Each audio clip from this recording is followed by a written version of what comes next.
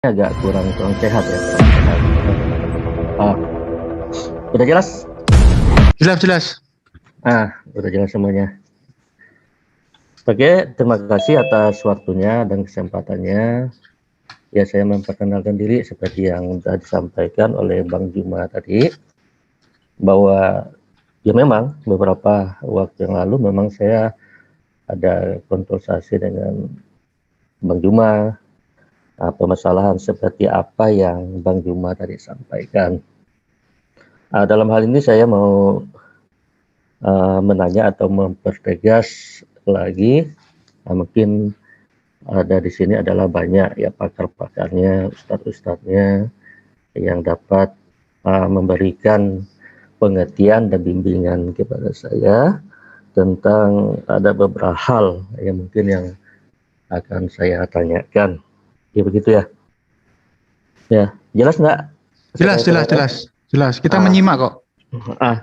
Oke ya. Jadi yang pertama kan ini saya seperti yang Bang Juma tadi sampaikan bahwa penganut Kristen ya itu ya adalah Katolik ya. Dalam perjalanan iman saya ada beberapa hal yang saya rasakan dan saya imani selama ini yang ia bertentangan dengan hati nurani saya. Setelah saya secara otodidak ya, secara mandiri saya mempelajari tentang ajaran-ajaran Islam dan terutama yang mengenai Al-Quran, walaupun hanya sekedar saya hanya membaca terjemahan aja gitu ya. Inilah yang beberapa hal yang mungkin yang rasa saya yang dapat mengganjal dalam hati saya ya. Walaupun pertanyaan ini saya udah berulang-ulang mungkin disampaikan, cuma saya hanya mempertegaskan kepada rekan-rekan kita semua. Yang pertama adalah masalah yang menjadi pokok iman bagi orang Kristen. Kristen itu terdiri dari Kristen Protestan, Kristen Katolik, ada juga yang Ortodok ya. Semuanya lah adalah sosok utama mereka adalah Yesus. Yesus ini yang bahkan melebihi, disamakan, disetarakan dengan Yang Maha Kuasa gitu. Sedangkan saya baca di Al-Quran malah dibantah oleh Al-Quran. Saya mau pendapat. Terima kasih, Aki. Silakan Mas Tata untuk menjawab. Saya minta izin dulu, Bang Juma gimana? Saya dulu apa Bang Juma? Lanjut. Iya. Saya dengan beliau udah pernah bercakap-cakap. Silakan. Iya. Jadi gini, masalah Isa di dalam Islam atau Yesus itu memang dalam Al-Quran wa rasulan qad qasasnahum alaik min qablu wa rusulan lam naqsusum alaik. Jadi rasul-rasul utusan-utusan itu ada yang kami ceritakan Muhammad dan ada yang tidak kami ceritakan. Yang diceritakan itu 25 nabi, mulai dari Nabi Adam sampai Nabi Muhammad. Nah, Nabi Isa sendiri, kenapa kok ayat-ayat dalam Al-Quran kok Musa dan Isa yang lebih banyak dibahas? Karena inilah pokok adanya konflik, nah, ibaratkan perpecahan. Tentang Musa, bagaimana penolakan orang Israel ketika Musa menerima Taurat gitu ya. Sampai ada yang mereka membuat patung dari emas gitu ya. Sehingga banyak dikisahkan dalam Musa. Tentang Nabi Isa atau Yesus, kenapa kok banyak dibahas dalam Al-Quran? Karena banyak ajarannya yang diselewengkan. Misalnya Yesus mengajarkan tauhid, lalu muncul ajaran Trinitas. Akhirnya Allah meluruskan. Laqad kafarul ladina qalu innallaha salisu salasa. Jadi mereka tidak benar. Orang-orang setelah Yesus itu mengatakan ajaran Yesus itu Trinitas, itu tidak benar. Karena memang di ajaran Islam, semua para nabi ketika diutus selesai, pasti ada penyesat. Di zamannya Nabi Musa ada penyesat. Makanya Allah meluruskan melalui Isa. Isa ajaran tauhid, mengenalkan Tuhan itu Esa, tidak tampak gitu dia. Mengaku dirinya utusan penyampai firman, tiba-tiba ketika dia tidak ada, muncul ajaran Trinitas, ajaran-ajaran semua ada dalilnya itu. Akhirnya Allah meluruskan melalui Al-Quran. Jadi antara Isa dengan Yesus kalau kita pakai Al-Quran atau Bible sama. Dia utusannya Allah untuk Israel. Dalam Al-Quran, wa rasulan ila bani Israel. Kalau dalam Bible, Matius 15:24. Dia seorang nabi, diberi ajaran yaitu kitab. Ini Abdullah atani al-kitab wa jalani nabiyya. Dia mentuhankan Allah. Innallahu rabbi wa rabbukum fa'budu. Itu semua ada dalam Bible. Jadi dimuliakan Isa itu selayaknya pengakuan dia, gitu loh. Tapi kalau kami tidak pernah menambah-nambah atau mengurangi sosok seorang nabi itu, harus sesuai dengan dalil-dalil gitu. Monggo Guru Najma. Iya, iya. Baik. Jadi gini, abangku, terkait dengan Yesus dan Isa alaihissalam. Sebenarnya Kristen dan Islam itu membicarakan tentang oknum yang sama. Hanya saja yang membedakan itu adalah pemahaman, ya, paradigma, dan juga penyampaian. Jadi tentang Yesus disampaikan oleh ahli kitab, orang-orang Farisi kepada orang Yahudi. Karena muatan daripada penerima daripada ajaran ini, ajaran Yesus bernama Yesus ini adalah orang-orang yang menggunakan paham daripada politeisme, maka mereka kemudian menggunakan nama-nama yang tenar di tengah-tengah mereka, seperti Zeus, ya, Irisis. Pokoknya yang berakhir kata Zeus itu yang mereka jajakan kemudian. Sehingga Yeshua HaMasyiah juga pun dijajakan kepada penganut Romawi Yunani dengan sebutan Yesus. Padahal nama ini sebenarnya kalau kita melihat lebih jauh lagi, sebenarnya lebih cenderung kebenarannya itu terhadap Isa. Ya, lebih cenderung kepada Isa karena Yesus itu dilahirkan di Yerusalem. Sudah pasti tidak mungkin ibunya kemudian yang hidup di bawah jajahan negara yang menggunakan bahasa Yunani memberikan nama anaknya dengan nama penjajah. Sama seperti ketika Belanda masuk ke Indonesia. Kita punya negara dijajah oleh Belanda.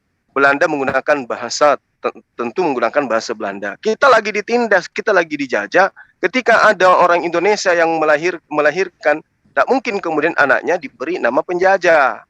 Nah, sama Maria nggak mungkin menggunakan nama penjajah untuk menamai anaknya. Sehingga yang menamai Yesus kemudian adalah orang yang menjajakan agama kepada orang yang sudah punya keyakinan bahwa dewa itu bisa nusul menjadi manusia, dan itulah Yesus. Padahal kalau kita melihat Yeshua atau Yehosua itu lebih dekat kepada bahasa Arab Isa daripada Yesus. Itu yang perlu kita luruskan. Sehingga terkait dengan penamaan saja itu sudah mengalami distorsi yang sangat luar biasa. Sementara tentang akidah, coba kita lihat. Abangku lihat.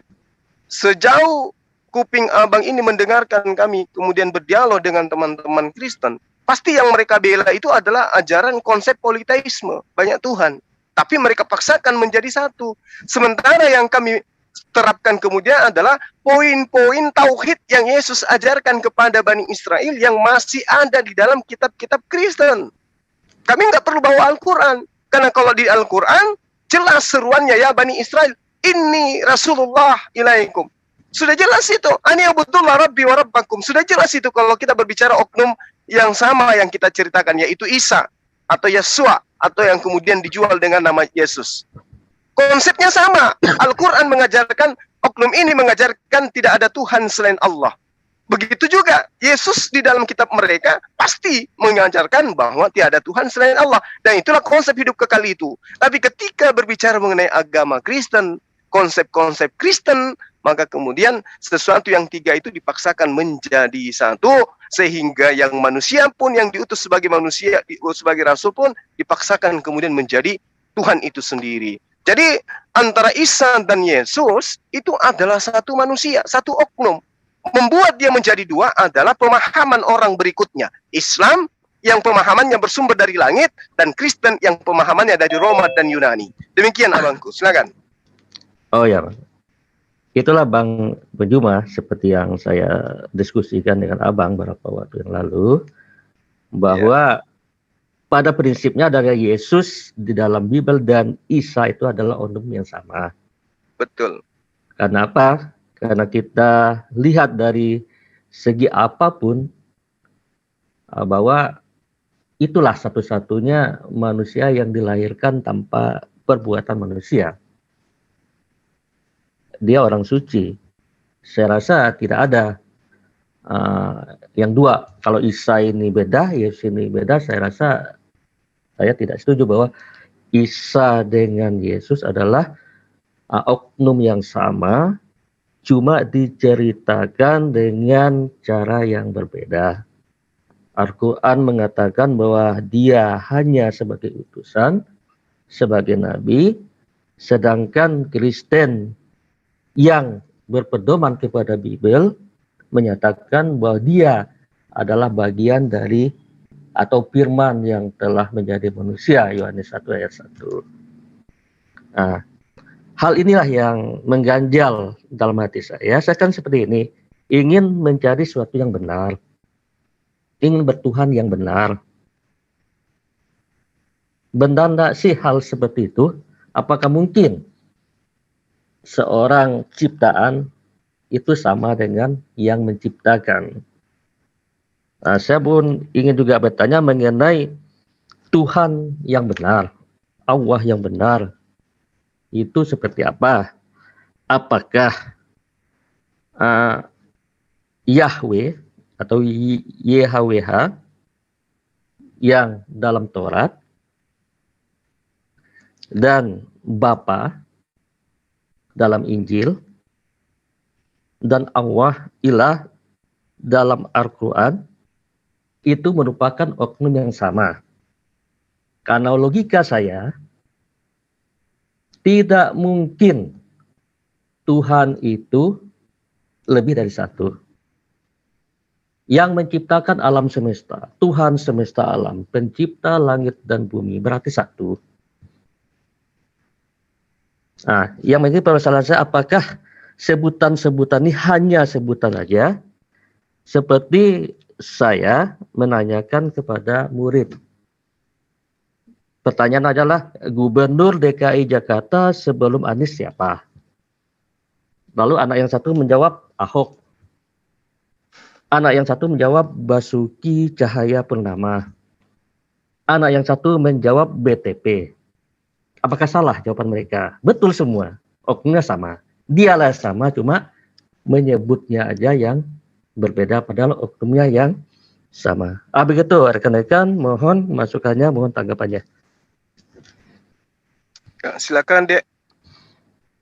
Ya, jadi ya, oke, Gurunda.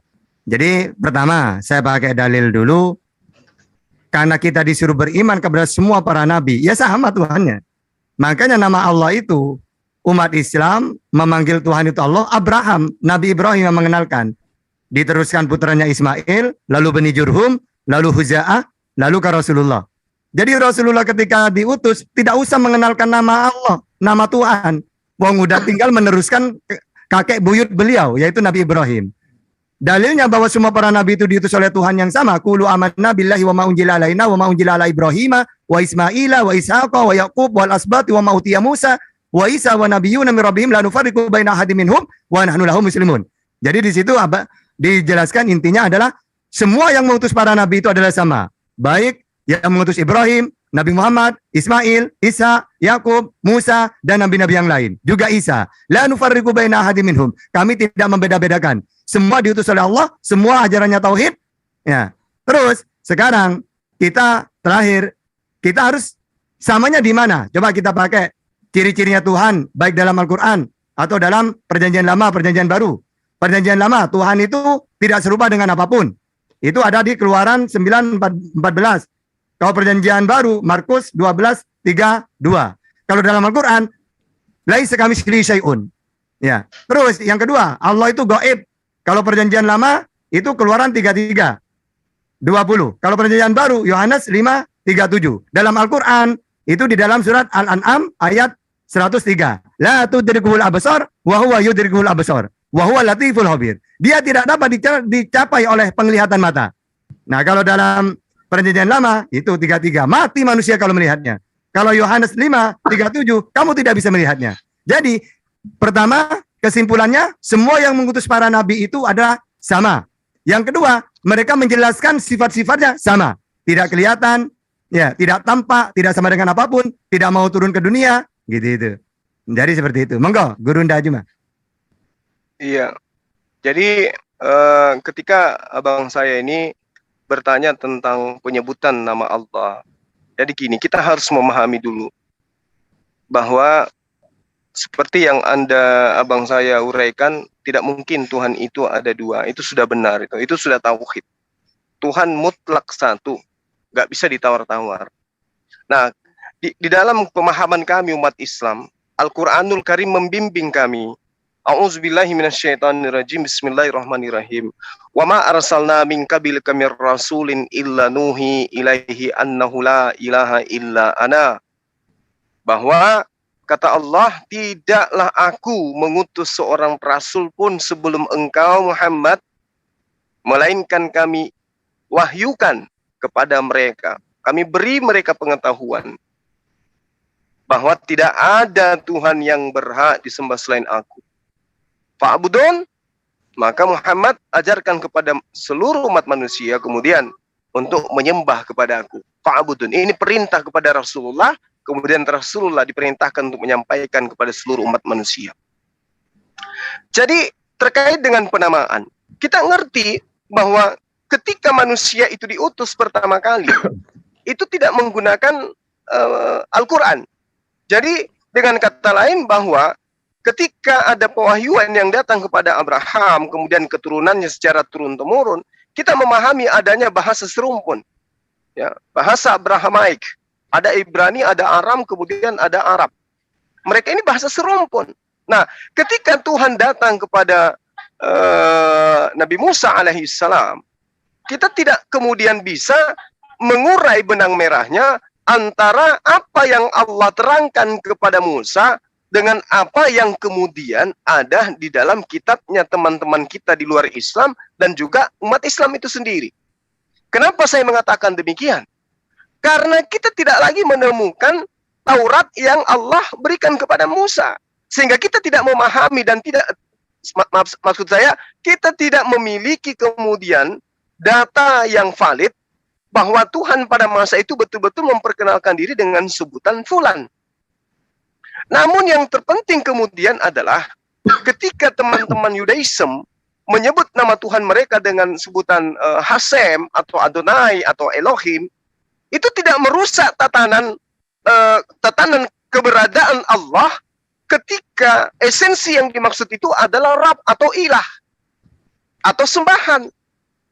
Karena sembahan orang Yahudi itu adalah sembahan yang juga diperkenalkan oleh baginda Rasulullah Muhammad SAW. Maha suci, maha tinggi, maha besar, maha kekal, maha berdiri sendiri. Pencipta langit dan bumi. Dialah yang maha menciptakan. Dialah yang mematikan, dialah yang menghidupkan. Apakah kemudian ada dua yang menghidupkan dan mematikan? Tidak. Nah, kalau kemudian kita bertumpu kepada apa yang tertuang di dalam kitabnya teman kita Bani Israel hari ini, bahwa mereka memahami bahwa Tuhan itu memperkenalkan diri dengan nama Yotevave. Oke. Tapi apakah kemudian Yotevave itu adalah nama pribadi Tuhan? Tidak ada data yang mengatakan di dalam kitab teman-teman Yahudi bahwa Yotevave itu adalah nama pribadi Tuhan. Hanya dikatakan, akulah Tuhan, itulah namaku. Aku menyatakan diri kepada Abraham, Ishak dan Yakub, tetapi tentang namaku aku tidak memperkenalkan diri kepada mereka. Tapi pada faktanya, ketika dia mengatakan tentang namaku, yang digunakan itu juga adalah kata Yotevave. Artinya Yotevave ini sama dengan Rob, sama dengan ilah. Yotevave ini sama dengan Tuhan. Akulah Tuhan. Akulah Tuhan. Aku bukan hewan. Aku bukan tumbuhan. Aku bukan malaikat. Aku bukan ciptaan. Tapi akulah Tuhan. Itulah namaku selama-lamanya. Aku tetap Tuhan dan aku tidak akan pernah berubah menjadi makhluk. Akulah Khalik. Itulah aku. Akulah pencipta. Itulah aku. Tetapi ketika datang kepada baginda Rasulullah Muhammad SAW, lalulah kita kemudian mengenal ternyata Yotevave itu namanya adalah Allah.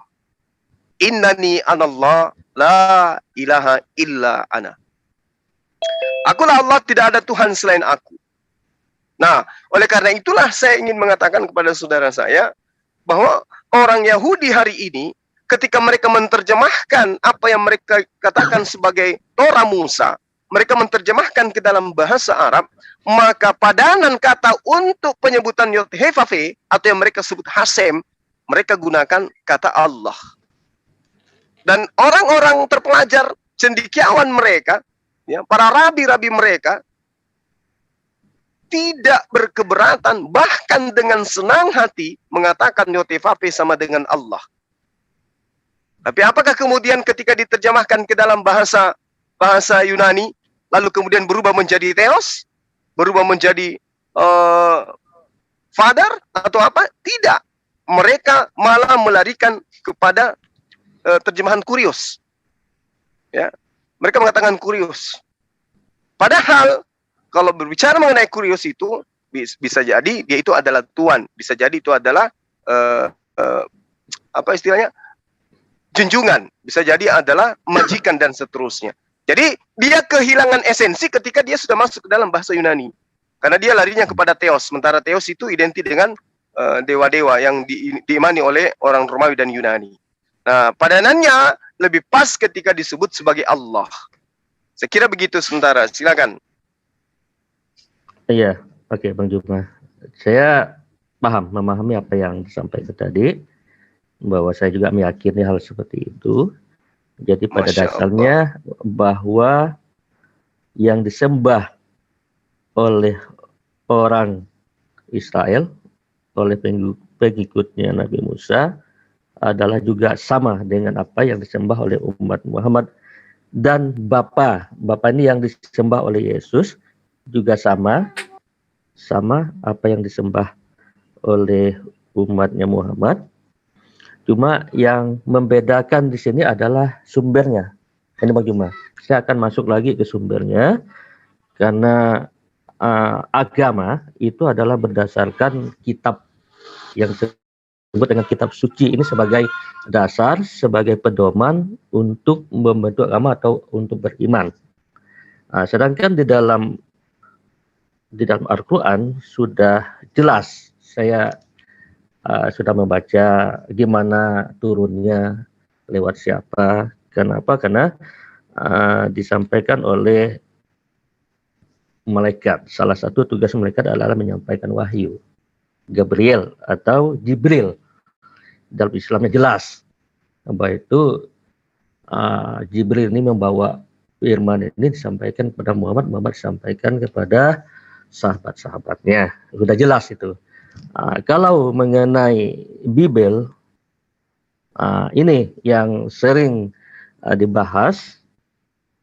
Bible ini kan, ya, kalau selama ini yang saya pahami dari guru-guru agama, dari pemuka-pemuka, dari pendeta, dari pastor, bahwa Bible ini merupakan tulisan-tulisan dari orang ini dalam tanda kutip adalah yang diberi ilham, di wahyu oleh Roh Kudus. Ini yang saya agak-agak blank mendengar. Apakah apa buktinya di dalam tulisan Bible juga ada menyampaikan bahwa tulisan Lukas, tulisan Paulus, Markus itu adalah ditulis oleh orang-orang yang diilhami. Nah, ini yang menjadi pertanyaan saya yang selanjutnya adalah mengenai di dalam Al-Quran itu bahwa nanti tolong mungkin disampaikan ayatnya bahwa telah diturunkan kitab-kitab sebelumnya dan harus dipercaya, seperti Taurat kepada Nabi Musa, Zabur atau Mazmur itu adalah Nabi Daud, dan Injil kepada Nabi Isa. Yang menjadi pertanyaan saya adalah bahwa Al-Quran sendiri mengakui bahwa ketiga kitab ini adalah merupakan suatu kitab yang memang diturunkan oleh Allah kepada nabi-nabi tersebut dan pernah ada. Dan diakui bahwa umat Islam tidak akan sempurna imannya kalau tidak mempercayai dari dari kitab-kitab yang telah diturunkan kepada baik Nabi Musa, Nabi Daud maupun Nabi Isa. Nah, yang jadi pertanyaan saya, apakah kitab Bible yang dipakai oleh umat Kristen sekarang ini, inilah yang disebut di dalam Al-Quran? Atau gimana? Silakan dijawab.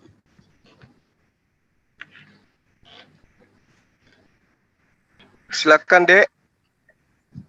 Oh iya. Jadi gini, di dalam Islam itu kan kita itu disuruh beriman kepada semua para nabi yang wajib diketahui 25.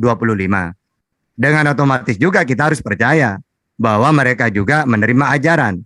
Misalnya Musa Taurat, terus Daud Zabur, Isa Injil. Bukan berarti kita harus percaya saja bahwa mereka utusannya Allah diberi ajaran gitu. Nah terus, kemana ajaran itu? Nah, pertama, mereka kan diutus untuk satu kaum saja, Israel. Dan Allah tidak pernah mengatakan akan menjaga kitab itu. Sehingga kami hanya diperintahkan beriman. Beriman bahwa dulu ada kitab yang diberikan kepada para nabi-nabi sebelum engkau Muhammad. Kalau Musa diberi Taurat, Daud Zabur, Isa Injil. Nah, itu kami percaya itu. Bukan berarti percaya harus melakukan isinya, enggak. Karena para nabi diutus itu di zamannya masing-masing, dan setelah mereka selesai, maka ada penyelewengan. Makanya dalam surat Al-Maidah 44 itu, Inna anjalna Taurata fiha huda wa nur, yahkumu bihan nabiyyun alladziina aslamu lil ladzina hadu warabbaniyuna wal ahbar. Langsung artinya saja. Sungguh kami yang menurunkan kitab Taurat, di dalamnya ada petunjuk dan cahaya, yang dengan kitab itu para nabi yang berserah diri kepada Allah memberi putusan atas perkara orang Yahudi. Jadi Taurat itu ketika diberikan kepada Musa, maka wajib orang-orang Israel atau Yahudi memutuskan segala apapun mengikuti Taurat. Apa isinya diantaranya? Ya hukum-hukum, perintah larangan. Misalnya ayat-ayat terusannya, yaitu 45. Wa katabana alaihim fiha annan nafsa bin nafsi wal aina bil aini wal anfa bil anfi wal udhuna bil udhuni. Di situ ada perintah-perintah, ada larangan. Misalnya mata diganti mata, bunuh orang berzina dirajam. Itu perintah-perintah itu, atau larangan bagi orang yang berzina dihukum apa.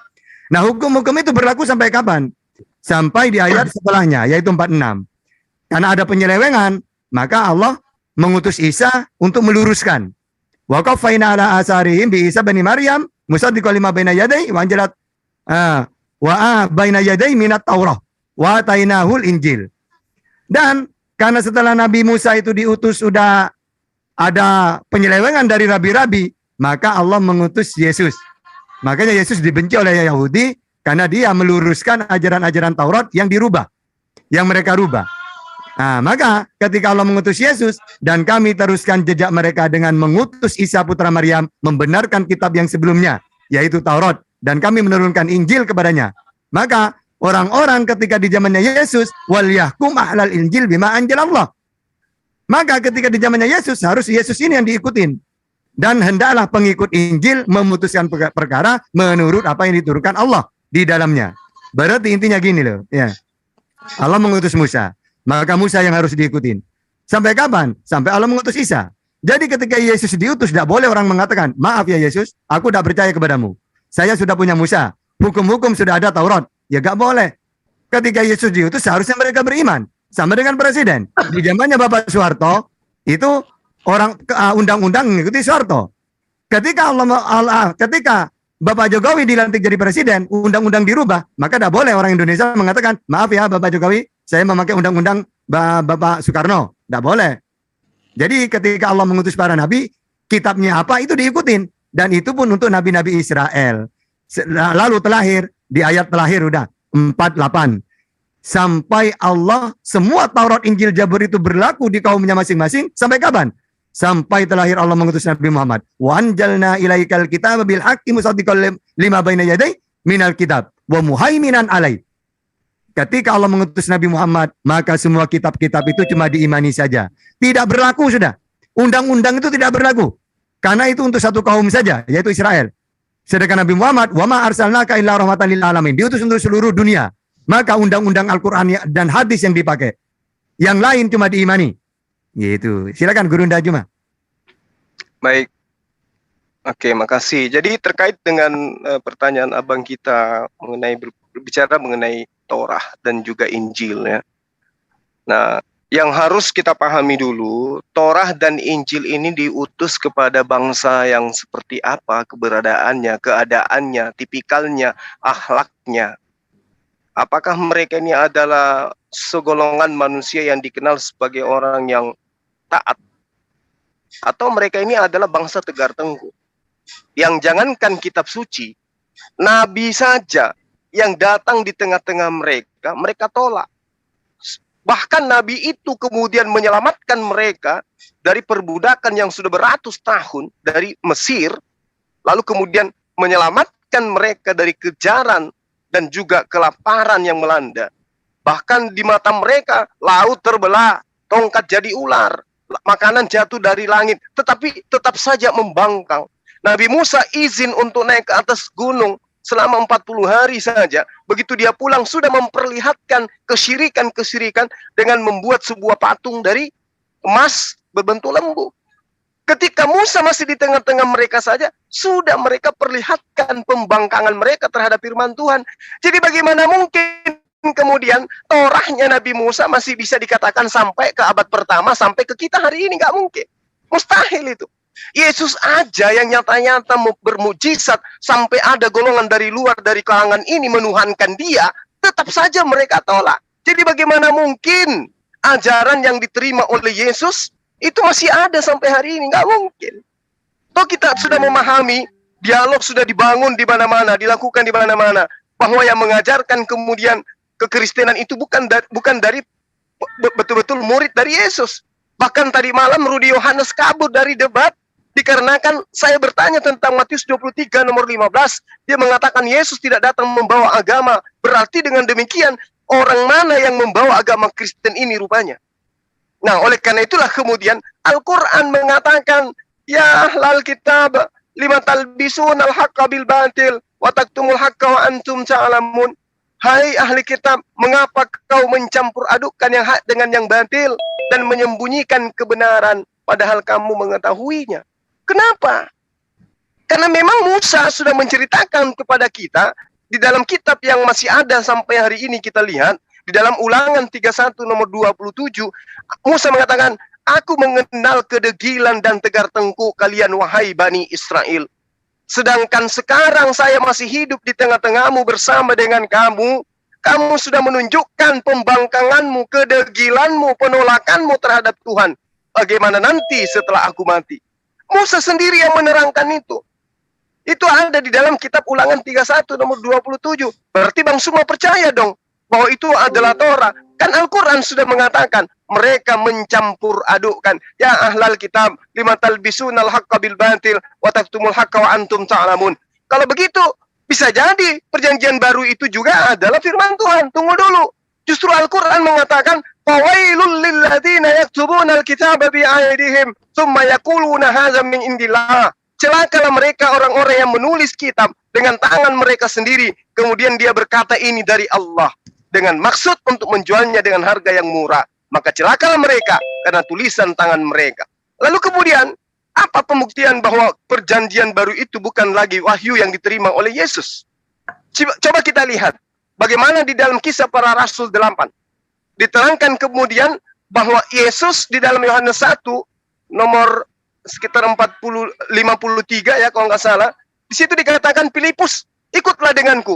Lalu kemudian di Kisah Para Rasul diceritakan oleh Lukas ya, bahwa dia katakan di Kisah Para Rasul 8 nomor 12 ya, mudah-mudahan saya tidak keliru. Tetapi sekarang mereka percaya kepada Filipus yang memberitakan Injil tentang kerajaan Allah dan tentang nama seseorang yang bernama Yesus Kristus. Artinya Filipus ini memiliki sebuah Injil yang kemudian disebut sebagai Injil Yesus. Ya, kenapa dikatakan Injil Yesus? Karena kalau kita melihat dari data dari catatan hasil penyelidikan Lukas di dalam Kisah Para Rasul 8 nomor 26, kemudian berkatalah seorang malaikat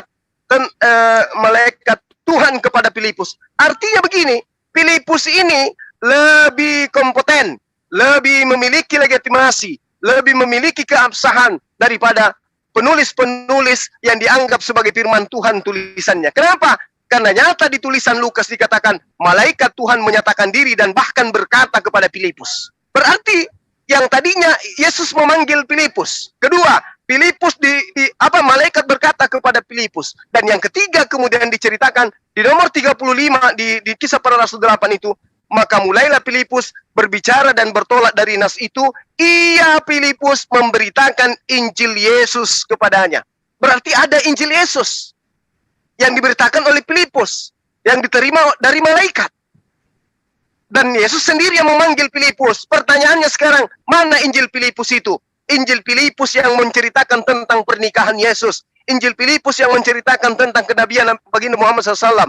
Injil Filipus yang menceritakan tentang apapun yang terjadi, mulai dari usia dia lahir sampai kemudian beliau itu meninggalkan dunia ini. Mana Injil Filipus itu? Ditolak. Kenapa ditolak? Karena bertentangan dengan ajaran Romawi dan Yunani. Oleh karena itulah kemudian saya katakan kepada abang saya, bahwa kalau kita menggunakan kaidah Bible itu sendiri yang menerangkan tentang dirinya, di dalam Yeremia 8 nomor 8, bagaimanakah kamu berani berkata kami bijaksana dan kami mempunyai Taurat Tuhan? Sesungguhnya pena palsu telah membuatnya menjadi bohong. Lalu kemudian kita kecatatan yang ada di dalam kitabnya Bani Israel, 1 MKB 1 nomor 56 diterangkan begini. Kitab-kitab Taurat yang ditemukan disobek-sobek dan dibakar habis. MKB 1 MKB 1 nomor 56 atau nomor 59. Nah, di situ boleh abang lihat diceritakan bahwa kitab-kitab Taurat pada masa itu yang ditemukan disobek-sobek dan dibakar habis. Lalu kemudian yang terakhir, tidak ada pelanjut Musa, tidak ada pelanjut Yesus yang menuliskan, yang menghafalkan, dan tidak ada dari mereka kemudian diberi perintah untuk menyampaikan Injil atau Torah kepada kaumnya Bani Israel. Itu kita tidak temukan. Layaknya Al-Quran diperintahkan oleh baginda Rasul Muhammad SAW kepada sahabatnya untuk menghafalkan, untuk menuliskan, lalu kemudian secara ilmu sanad yang kita pelajari, kita melihat bagaimana kemudian penyampaian Al-Quran itu memiliki dinamika, sistematika, lalu kemudian ada mata rantai penyampaian sampai kepada kita di hari ini. Saya kira begitu. Silakan. Ya, oke Bang Juma. Terima kasih Bang Juma atas jawabannya. Jadi pada intinya bahwa Al-Quran adalah membenarkan Zabur, Taurat, Injil yang telah diturunkan. Yang jadi permasalahan ini adalah Bible. Bible ini kan kalau saya ngertikan bahwa ada perjanjian lama dan perjanjian baru. Dalam perjanjian lama, ada PB, itu kan terdapat kitab Taurat dan kitab Zabur. Di situ. Sedangkan Injil dalam PB, dalam perjanjian baru. Karena Bible ini kita tidak menyalahkan orang-orang Kristen yang meyakini ini karena apa? Karena inilah satu-satunya kitab yang diajarkan oleh para guru agama, oleh para pendeta, oleh para pastor, oleh para bapak-bapak gereja yang diajarkan kepada orang-orang Kristen ya ini gitu. Karena di dalam Al-Quran juga mengakui bahwa pernah turun ini. Yang jadi pertanyaan saya, apakah Bible yang ada sekarang ini inilah yang aslinya yang dikatakan oleh Al-Quran atau bukan sama sekali, atau memang ini yang disampaikan oleh Al-Quran cuma bercampur aduk. Nah ini, kalau memang ini bukan, berarti kan orang Islam tidak memakai ini sebagai sebagai bahan perdebatan, apalagi dipakai kalau ini memang salah, ini memang karangan-karangan manusia gitu. Nah, ini yang jadi permasalahan kita sekarang adalah apakah Bible yang dipakai baik perjanjian lama maupun perjanjian baru seperti yang Bang Juma tadi sampaikan bahwa sudah pernah dibakar atau apa gitu. Inilah yang sama dengan yang disampaikan Al-Quran atau beda sekali atau bercampur-campur atau ini permasalahannya. Gini. Jadi Injil di dalam Al-Quran itu adalah kebanyakan bukan Matius, Markus, Yohanes gitu tuh. Itu memang karangan mereka untuk mentuhankan manusia Yesus. Makanya Injil inilah yang dipakai karena memang saat Yesus tidak ada, maka umatnya terpecah menjadi 3, Yakobia, Nasturiyah gitu tuh. Bahkan Injil yang asli yang bukan asli ya, maksudnya yang benar-benar sesuai itu kebanyakan ke Timur Tengah. Makanya ketika Nabi di Sam aja waktu berumur 15 tahun Pendeta Bahiro mengakui bahwa dia seorang nabi. Di Arab ada Waraqah bin Nawfal dan Siti Khadijah. Nah, lalu sekte yang sesat 2 ini, Yakobia, Nasturiyah, ini yang dipakai Romawi dan Yunani. Apa? Mentuhankan Yesus. Nah, kenapa kok cuma ajaran Injil ini yang menjadi bermasalah? Karena kalau Taurat mereka menerima Musa. Sampai sekarang orang Yahudi menerima. Taurat diakui. Sedangkan Yesus kenapa ajaran yang sebenarnya hilang? Karena dia ditolak oleh umatnya. Coba Al-Quran, Nabi Muhammad diterima di Arab, bahkan diterima di seluruh dunia. Sehingga tidak pernah kami mentuhankan Nabi Muhammad. Karena ajaran Nabi Muhammad dijaga, yaitu mengenalkan Tuhan, yaitu Allah, Esa, Tauhid. Musa juga Tauhid, umatnya Tauhid. Kenapa kok cuma ajaran Yesus menjadi Trinitas? Karena inilah ada perubahan. Firman ajaran yang Yesus terima, karena dia ditolak, hilang. Akhirnya Markus, Yohanes, Matius itu menulis sejarah tentang Yesus. Makanya kata Lukas itu, karena banyak orang yang membicarakan firman Tuhan, maka kami mendengarkan dari kuping ke kuping. Nah, itu kan sejarah. Sehingga apa yang dikatakan oleh Al-Quran tentang Injil bukanlah Markus, Yohanes itu. Itu kitab sejarah, buku sejarah itu. Buktinya, ajaran Yesus bertolak belakang dengan ajaran yang ada di Markus, ya Matius gitu. Kalau ajaran Taurat, tetap Tuhan itu Esa. Nah, kitabnya ada, karena Musa diterima. Al-Quran juga dijaga dari dulu sampai sekarang. Karena Nabi Muhammad diterima. Nah, Yesus kan dari awal udah ditolak. Sehingga ajarannya musnah. Segala firman yang kau sampaikan kepadaku telah aku sampaikan kepada mereka. Tidak ada yang hafal sampai sekarang. Pengikutnya juga gak ada. Sehingga mereka cuma nulis sejarah-sejarah. Inilah oleh Romawi Yunani yang dikembangkan. Yaitu seakan-akan dewa-dewa menjelma jadi manusia. Yaitu Yesus itu dianggap jelmaan Tuhan. Kalau dulu Romawi Yunani itu dewa menjelma jadi manusia. Nah seperti itu. Rusak ajaran itu. Gitu ya. Silakan Guru Ndajuma. Tar dulu, aku jawab. Berarti Tuhanmu orang Arab ya? Kalau gitu, bukan dari Israel. Udah selesai kalau gitu. Ngapain lagi kalian perlu bela? Ngomong-ngomong. Oke.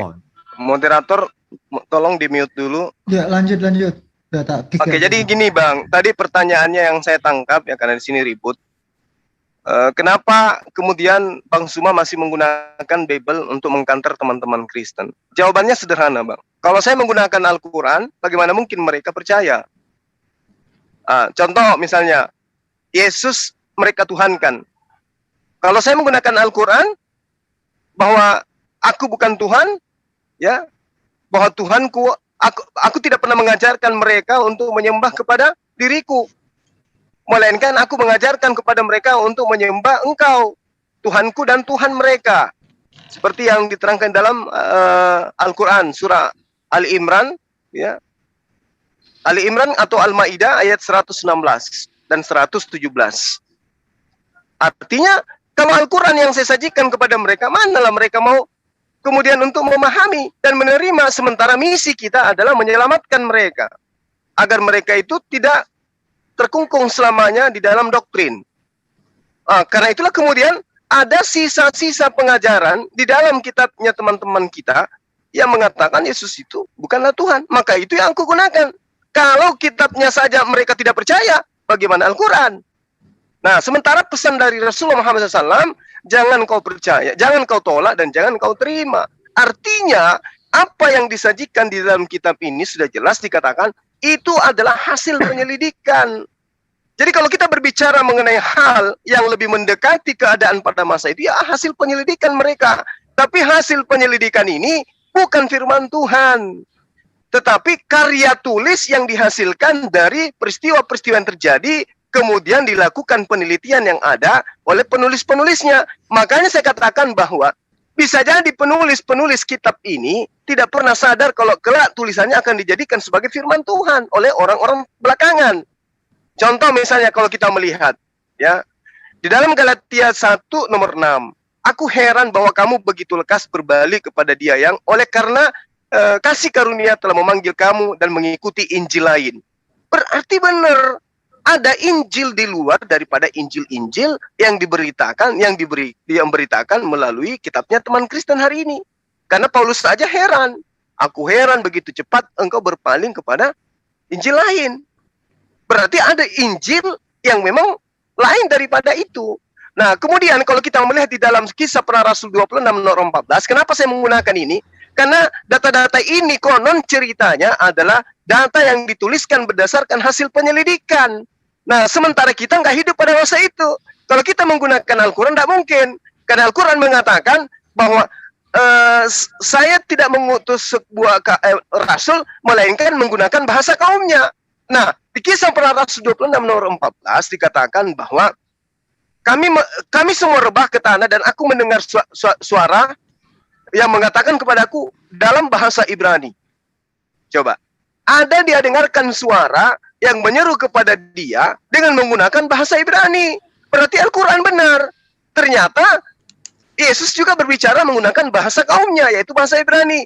Masalahnya sekarang, mana firman Yesus yang menggunakan bahasa Ibrani itu? Mana?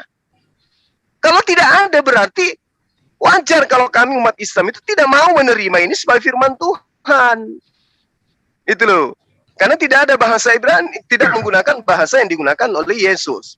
Nah, lalu kalau kemudian di dalam data yang disebutkan Adinda Tahta tadi, Yohanes 17:8, segala firman yang engkau berikan kepadaku telah aku sampaikan kepada mereka. Pertanyaannya sekarang adalah, ketika Yesus mengakui di dalam catatan Yohanes bahwa Yesus menerima firman, lalu Yesus menyampaikan firman, pertanyaannya, Yesus menyampaikan firman kepada siapa?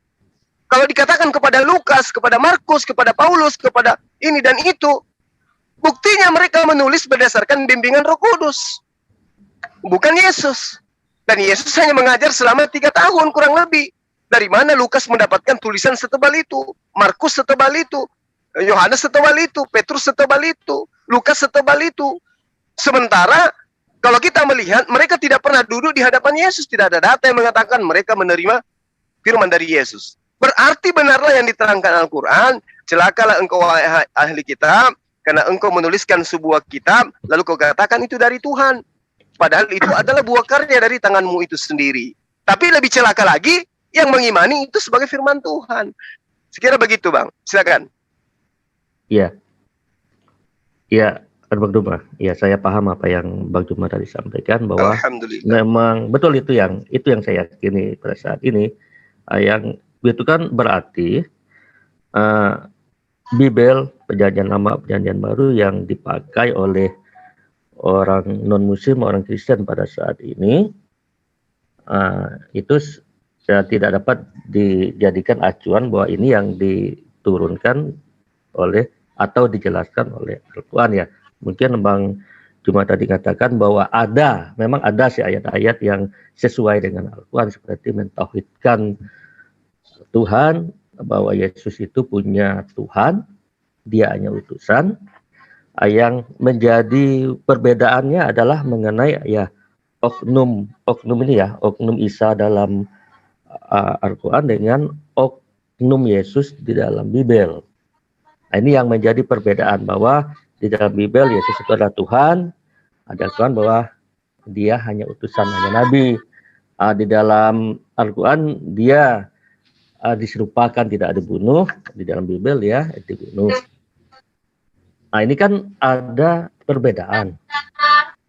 Kalau ada 2 kitab, 2 hal yang menceritakan suatu oknum yang sama dengan cerita yang berbeda, berarti kan menurut saya ada yang salah, ada yang benar. Saya tidak menyatakan bahwa ini salah, ini benar, tapi mencari, menggali. Ini benar enggak sih? Ini masuk akal enggak sih? Ini yang saya mau kan saya seperti itu. Saya tidak berani menyalahkan bahwa ini salah, ini salah. Kita cari apakah ini masuk akal, apakah ini enggak. Kalau seperti yang saya sampaikan tadi, kita menceritakan oknum yang sama, tetapi pemberitaan yang berbeda, kontras sama sekali. Yang satu mentuhankan dia, yang satu tidak. Berarti kan yang ini salah, yang ini benar. Tapi saya kan enggak menyatakan bahwa ini salah, ini benar. Ini yang kita gali gitu. Itu aja. Mungkin ada teman-teman yang lain yang bisa menyanggah, silahkan aja. Coba. Saya. Bang Handi, silakan Bang Handi. Ya, makasih. Alhamdulillah sore hari ini Bang Yoma, Ustadz Tahta tadi kami mendengarkan memberikan edukasi, tapi tidak ada pemaksaan di sana. Tinggal orang-orang yang berakal sehat, apakah ingin selaras atau masih ada keraguan. Untuk itu, sebelum ajal kita habis atau umur kita atau kita sudah nggak ada, waktunya mungkin dipercepat.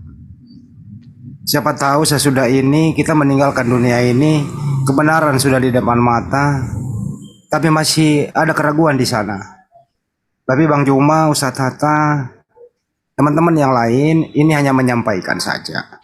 Hidayah itu datangnya dari Allah Subhanahu Wa Taala. Saya kembali ke Pak Andas dulu, biar nggak terlalu panjang. Pak Andas, selamat kenal, saya Handi. Iya. Ya. Saya udah sering dengar Bang Handi di YouTube-nya, di channelnya. Saya juga sering buka. Suaranya khas. Ya, baik. Ya, selamat kenal juga Bang Handi. Saya cuma ingin saja to the point, karena yang lain kan sudah memberikan edukasi, sharing gitu ya. Pak Andas, masihkah Anda percaya kalau Yesus itu adalah Tuhan pencipta alam semesta? Seperti yang telah saya sampaikan, setelah ini kan Bang Andi, pengalaman iman itu kan bukan hanya sesaat ya. Saya juga setelah saya pelajari, setelah saya apa yang termasuk itu, bahwa inilah keraguan-raguan saya bahwa saya tidak percaya bahwa Yesus itu adalah Tuhan. Kenapa? Karena Tuhan yang kita kenal adalah Dia tidak dapat diserupakan dengan apapun. Orang Yahudi dalam Perjanjian Lama juga tidak pernah mentuhankan Yesus. Ngapain Yesus ini yang lahir pada saya itu dituhankan? Alasan karena firman menjadi manusia, ini yang tidak masuk akal kita gitu. Jadi saat ini saya tidak mempercayai bahwa Yesus Dia hanya sebagai nabi, ya. Saya percaya Dia sebagai nabi, sebagai utusan, dan harus mempercayai Dia sebagai utusan dari Tuhan. Gitu Bang Andi.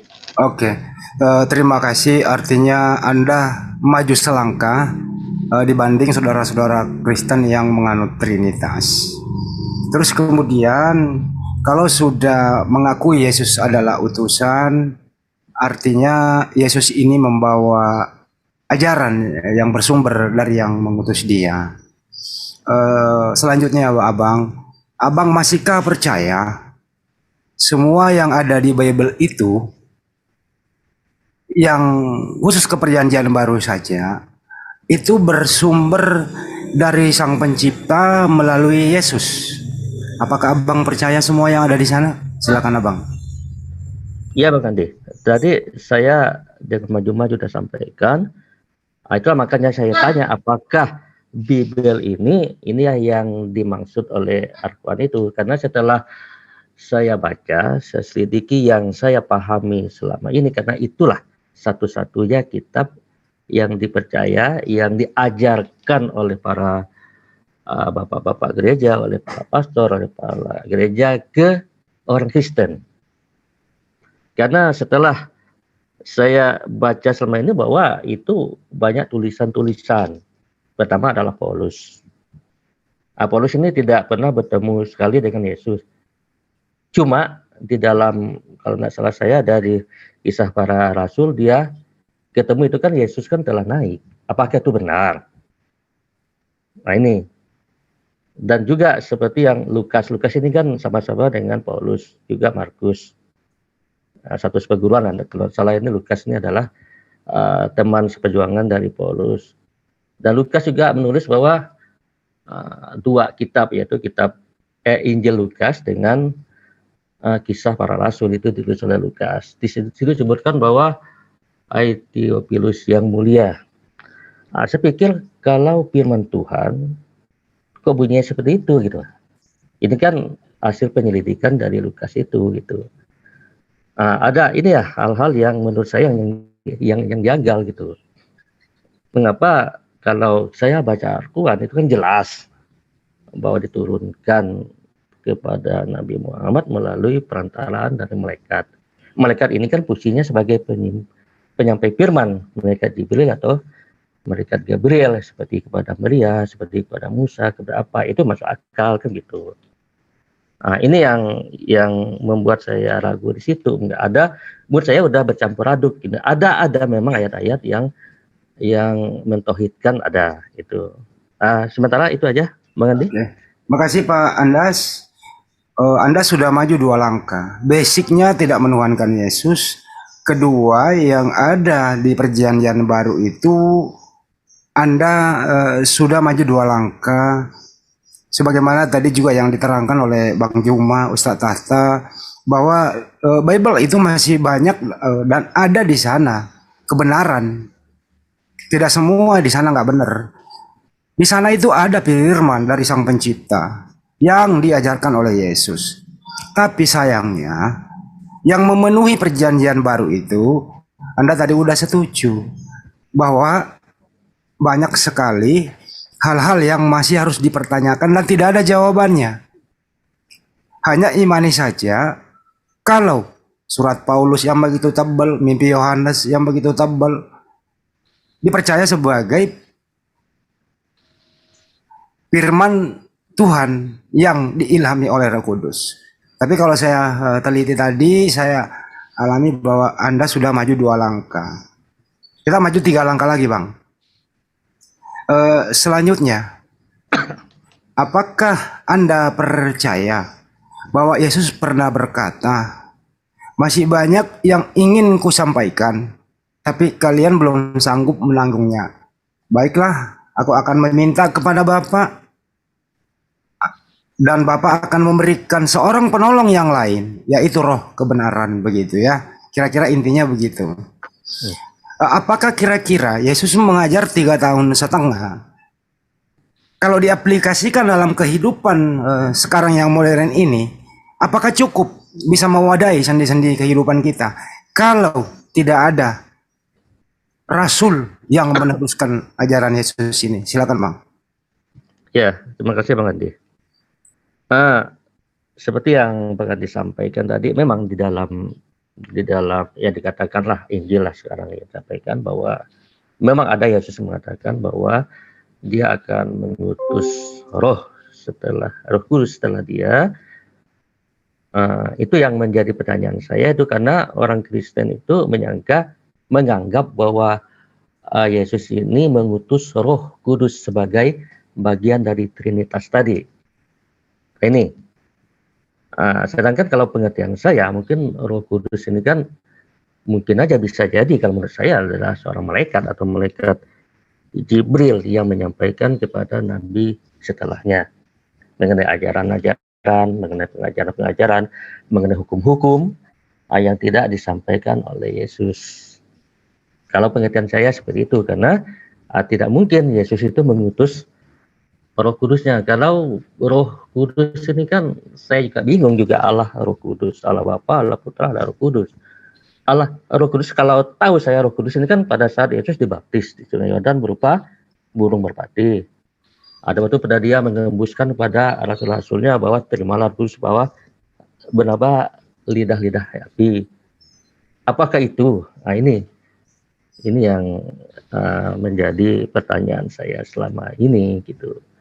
Kalau menyangkut Yesus mengatakan bahwa setelah dia akan datang seorang yang menyampaikan segala hukum, memberikan pelajaran-pelajaran, itu saya percaya sekali itu. Begitu Bang Handi. Baik Pak, saya penekanan dikit. Masih yang di 3 ini belum ada deal-dealan di statement yang ketiga.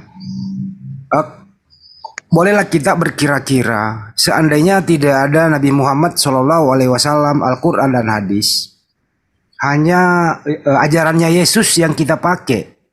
Yesus hanya mengajar 3,5 tahun. Ya, terus berkolaborasi atau melanjutkan ajaran Nabi Musa. Kira-kira menurut Bapak, sampingkan dulu Al-Quran, sampingkan dulu Nabi Muhammad SAW dengan hadis gitu ya. Kira-kira ajaran Yesus yang 3,5 tahun ini gitu, apakah bisa mengatur sendi-sendi kehidupan kita, termasuk hablul minannas atau hubungan sesama manusia, dan bagaimana hubungan kepada Sang Pencipta? Kira-kira cukup memadai Pak 3,5 tahun ajaran Yesus itu? Silakan. Iya, Bang Adi. Kalau menurut saya ya memang belum. Karena apa? Karena yang diajarkan oleh Yesus itu tidak secara komplit. Contohnya saja cara berdoa. Yesus hanya mengajarkan bahwa doa yang diajarkannya adalah doa Bapa kami. Berdoa masuklah ke dalam kamar, bla bla bla. Dan Yesus juga pernah sujud, pernah apa. Nah, itu kan sedangkan yang dijalankan oleh umat yang mengaku pengikut dia itu kan jauh sekali karena dari ajaran itu gitu. Sebetulnya juga termasuk juga dengan hukum-hukum yang lain seperti mengenai perkawinan, mengenai apa kan tidak dijelaskan oleh Yesus karena Yesus ini kan kalau saya banyak mempelajari dia banyak hukum Taurat malahan. Saya juga bingung mana yang hukum Taurat yang dibawa oleh Yesus dengan yang diajarkan oleh Yesus itu karena Yesus hanya mengajarkan apa yang disampaikan oleh hukum Taurat itu sebenarnya. Apa yang ketentuan-ketentuan hukum Taurat itulah yang diajarkan, ada penyimpangan itu yang diluruskan oleh Yesus gitu. Mungkin sementara itu. Oke, terakhir ya dari saya sebelum dijelaskan yang lain. Kalau tadi Pak Andas mengatakan itu belum cukup, artinya Bapak perlu melengkapi kehidupan keberagamaan Pak Andas.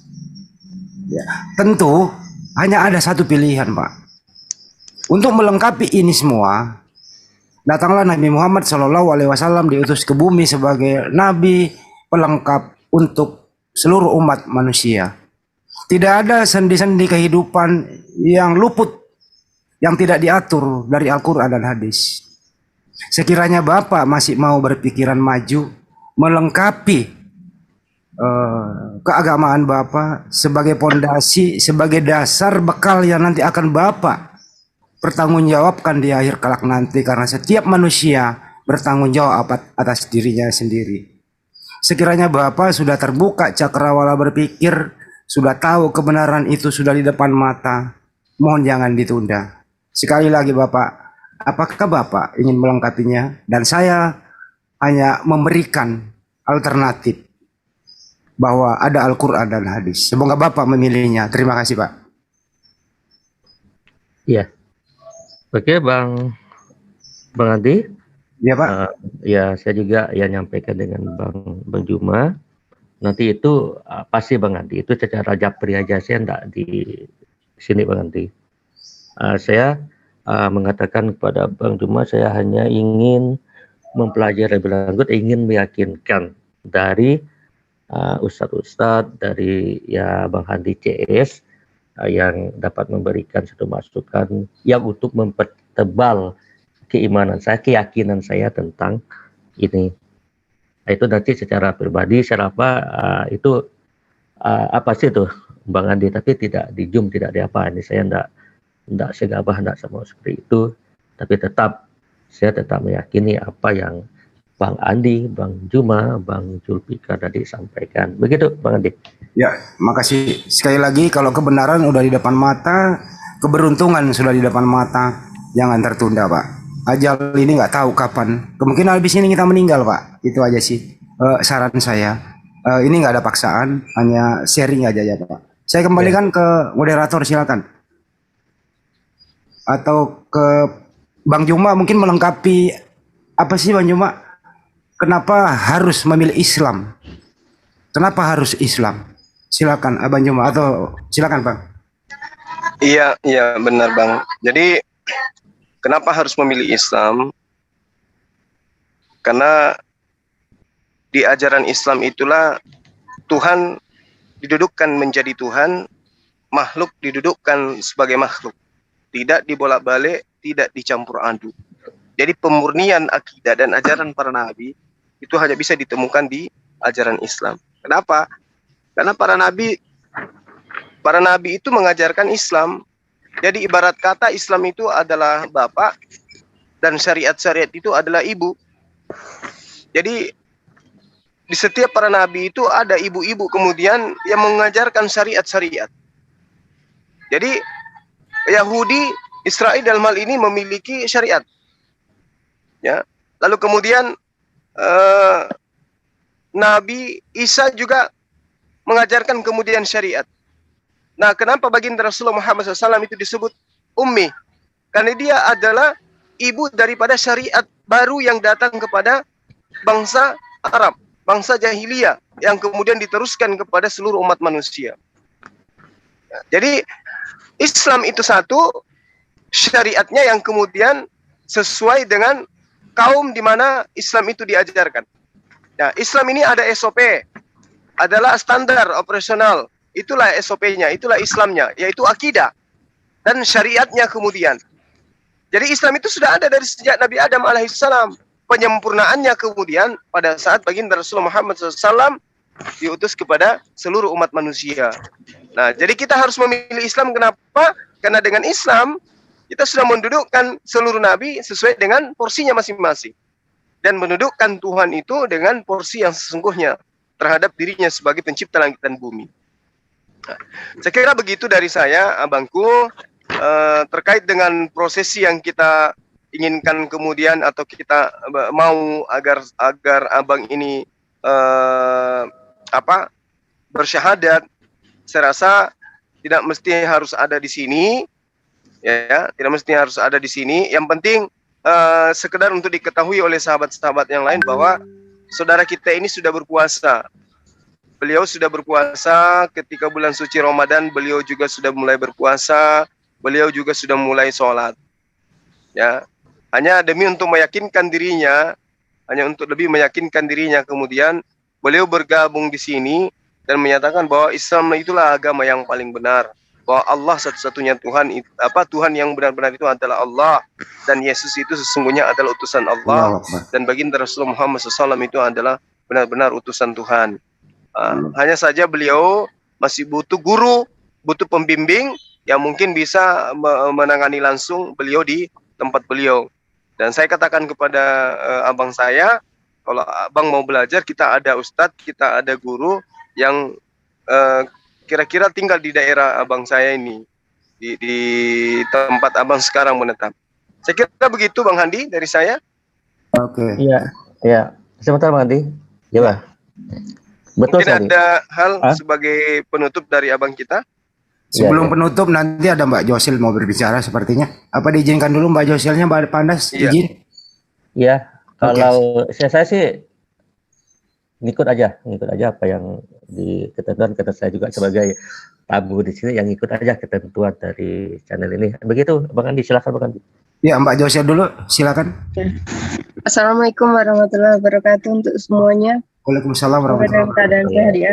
Oke. Nah, ini kalau dari saya ini sebenarnya kan dari tadi saya melihat tulisan-tulisan dari Bang Bro Admin, bisa dijawab oleh Bu Pitmoy dan semuanya untuk saudara Kristen ya. Nah, di sini kan Bang Bro Admin ini adalah saudara Katolik ya. Nah, di situ Katolik itu kan ada skisma akbar. Apa sih skisma akbar? Katolik itu terbelah jadi dua ya, yang namanya skisma akbar, yaitu Katolik Roma dan Katolik Ortodoks. Nah, kalau Katolik di Indonesia ini mengikuti yang mana? Apakah doktrin? Karena terbagi 5 juga di situ, ada doktrin, politik, teologi, linguistik, dan geografis. Nah, kemudian yang ingin saya tanyakan, di Katolik ini ketika beribadah kan mereka menggunakan ketika ortodok mereka menggunakan yang namanya sama halnya dengan pakaian yang sopan ya. Disiapkanlah hijab, disiapkanlah pakaian yang sopan, dan juga menengadah ke langit seperti Yesus di Taman Getsemani, dia berdoa, ya kan? Nah, menengadahkan kepada Allah ya. Nah, ini yang dituhankan ini loh, ini yang bingung kan, berarti Yesus ini bukan Tuhan. Ketika di Getsemani dia berdoa gitu loh. Dan semoga mungkin dengan ini saya bisa mendapatkan jawaban yang Kristen di Indonesia, Katolik di Indonesia ini mengikuti yang mana gitu loh. Yang ke skisma akbar ini, karena terbelah dua ini. Apakah doktrin-doktrin itu yang salah, ataukah lahirnya denem-denem baru itu yang dengan pelajaran-pelajaran yang berbeda itu, terus yang benar yang dianut, apakah dua skisma ini atau yang mana? Oke, silahkan dijawab. Terima kasih.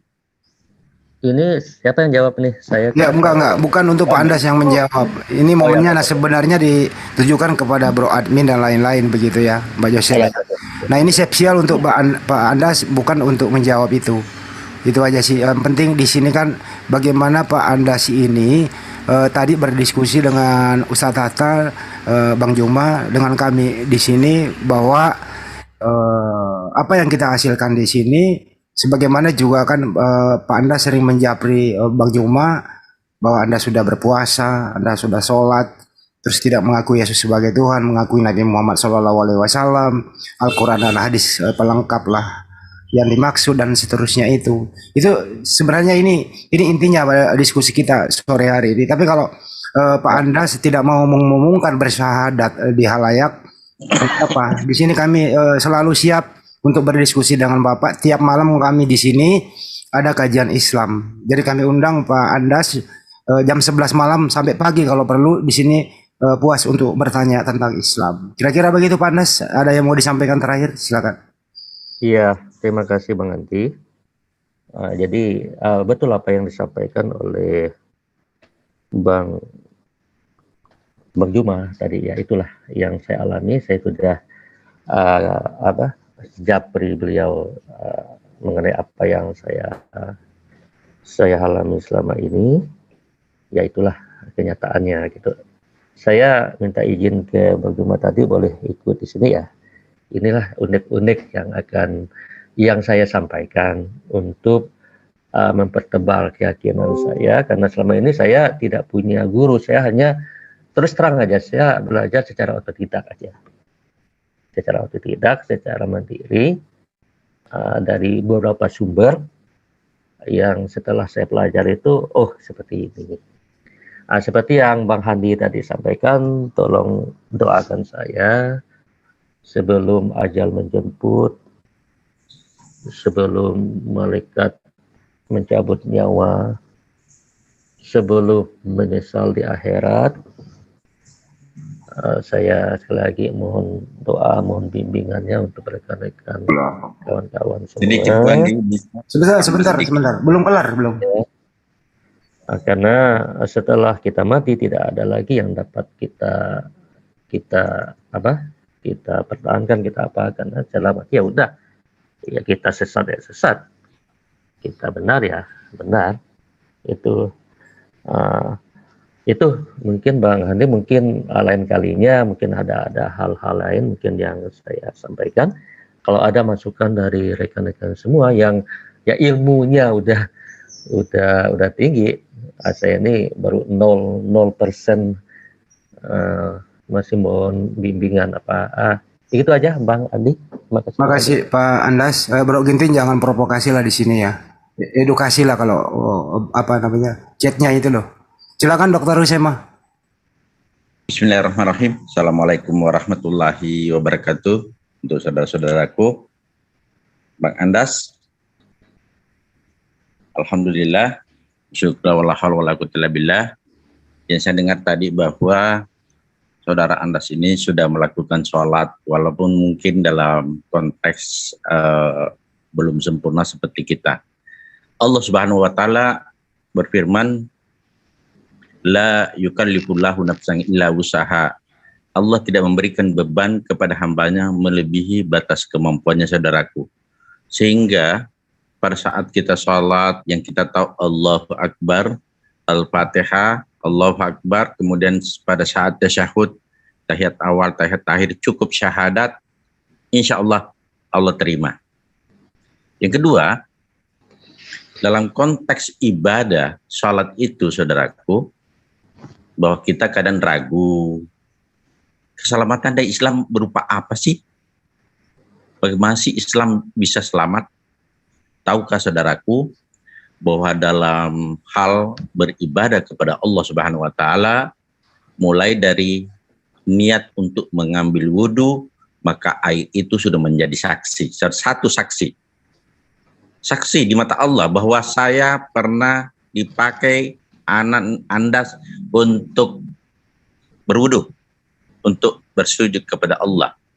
Selanjutnya mengambil sajadah, memakai pakaian, pastu pakai kopiah, pakai sarung, pakai celana dan sebagainya. Semua yang kita pakai itu bersaksi semuanya di hadapan Allah Subhanahu wa taala bahwa saudara hambaku Anda pernah sujud menggunakan sejadah, menggunakan sarung ini, menggunakan baju ini, dan itu semua menjadi saksi kita di yaumil qiyamah. Sehingga kenapa sholat itu penting dalam kehidupan kita? Karena bukan hanya ritual semata, tetapi di balik itu ada hikmah yang bisa kita petik, yang bisa kita ambil sebagai jalan keselamatan menuju yaumil qiyamah. Dunia ini hanya sementara, saudaraku. Dunia ini hanya jalan untuk menuju di yaumil qiyamah, hari kemudian. Sehingga apa? Tidak perlu ragu, tidak perlu ada rasa was-was, yakin seyakin-yakinnya bahwa apapun yang kita laksanakan pasti Allah lihat. Di dalam ayatnya, al-ihsanu an ta'budallaha ka'annaka tarahu wa in lam takun tarahu wa innahu yaraka. Apabila kita beribadah kepada Allah, seakan-akan kita melihatnya, kendati pun kita tidak mampu melihatnya, dan itu pasti tidak mampu melihatnya, tapi kita yakin bahwa Allah sedang melihat kita. Itulah konsep yang kita pahami namanya ihsan, sehingga apa? Pada saat kita beribadah itu bersungguh-sungguh. Saudaraku sudah melaksanakan sholat, artinya apa? Suatu langkah untuk menuju kedamaian sejati. Karena di situ nanti kita bisa dapatkan setelah berulang bahwa akan kita menemukan siapa diri kita yang sesungguhnya, saudaraku. Jangan pernah sangka bahwa tembok yang ada di sekitar Anda, angin yang ada di sekitar Anda, itu tidak menjadi saksi buat Anda. Apapun yang Anda kerjakan, innamal a'malu binniyat. Kalau Allahu Akbar, maka semua yang di sekitar saudara akan menjadi saksi di hadapan Allah Subhanahu wa taala. Itulah indahnya Islam. Saya kira itu aja sebagai motivasi. Terima kasih banyak saudaraku. Semoga saudaraku mendapat hidayah dari Allah Subhanahu wa taala. Terima kasih. Assalamualaikum warahmatullahi wabarakatuh. Terima kasih. Pak Andas, ada yang mau dikomentari, Pak Andas? Iya. Ya, silakan Pak. Ya, terima kasih Bang Andi. Ya, ini Pak. kan seperti yang Pak Dokter tadi ya? Ya, Dokter Husaima. Dokter Husaima tadi sampaikan. Ya, terima kasih atas motivasinya. Yang menjadi pertanyaan saya, apakah nanti setelah saya beralih dari agama ini ke agama ini, apakah perbuatan saya, dosa-dosa saya yang lalu, karena saya merasa saya paling banyak dosa gitu, karena sebagai manusia biasa kita tidak pernah luput. Apakah gimana setelah mungkin menganut agama yang sekarang? Dan saya juga nanya nih Bang, kalau misalnya nanti kan untuk semuanya sih yang baik yang manusia lah, nas manusia nih, apakah setelah kita nanti meninggal, mati, akan ditanyakan oleh mereka dengan pertanyaan yang sama, siapa Tuhanmu, siapa nabimu, apa agamamu, apa kitabmu? Apakah semua manusia ditanyakan seperti itu gitu? Karena ya keluarga besar mungkin saya ya menganut agama yang sekarang ini gitu. Begitu Bang Andi, mungkin ada masukannya. Terima kasih Bang Andi. Oke. Terima kasih Pak Anas, pertanyaan sangat bagus, nanti dilengkapi ya sama Ustadz. Begini Pak, orang yang sudah bersyahadat itu kembali nol, dosa-dosanya semua diampuni. Terus amal baik Bapak itu dihitung kembali. Ini saya bahasa santainya saja. Kedua, innalillahi wa inna ilaihi rajiun itu Pak. Setiap yang bernyawa itu pasti mati. Kita berasal darinya, kembali kepadanya. Ketiga, tidak ada satupun manusia di muka bumi ini hidup selamanya. Pasti meninggal dan mati. Sesuai ajaran Islam, seperti Bapak tanyakan itu, akan ditanyakan semua itu. Yang menjawab bukan lagi seperti kita main jum. Boleh berasumsi, boleh melingkar-lingkar. Gak boleh. Yang menjawab adalah perbuatan kita. Makanya, jangan tunda waktu supaya nanti ada persiapan untuk menjawab.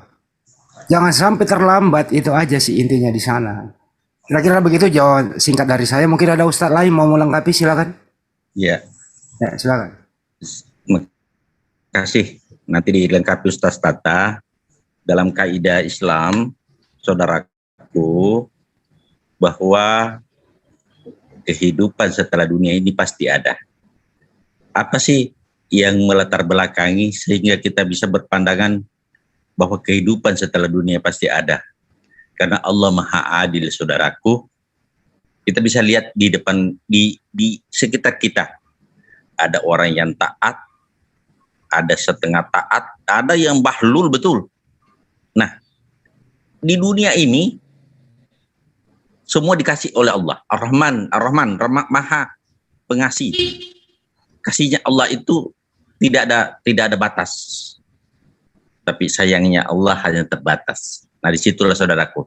Kasih sehingga apa? Semua orang akan diperlakukan. Semua akan ditanya. Sesuai, dan yang menjawab seperti dikatakan Bu Handi adalah seperti rekaman kita. Kita ini kan punya rekaman video saja. Sekarang kita bisa analogi, di Zoom ini saja terekam, di kaset itu terekam. Apalagi rekaman yang dibuat oleh Yang Maha Pencipta. Manusia saja sudah mampu merekam semua perbuatan, ada CCTV. Itu semua sebagai analogi, tanda-tanda bagi kita bahwa bagaimana manusia bisa membuat satu rekaman, sekira-kira secanggih apa rekaman yang dibuat oleh Allah, tidak ada yang luput. Nah, itulah, maka di yaumil qiyamah akan semua mendapat pertanyaan yang sama. Tetapi yang menjawab adalah perbuatan-perbuatan kita. Tentu ada rekamannya, ada rekam jejak dari masing-masing orang. Tetapi sekedar diinformasikan bahwa betul, bahwa orang yang mu'alaf itu, kalau umurnya 20 tahun atau 30 tahun, yang 30 tahun ke bawah dihitung nol. Tetapi kebaikan-kebaikan yang pernah diperbuat tetap dihitung. Cuma kesalahannya dimulai dari titik nol. Gitu saudaraku. Gitu saudaraku. Terima kasih.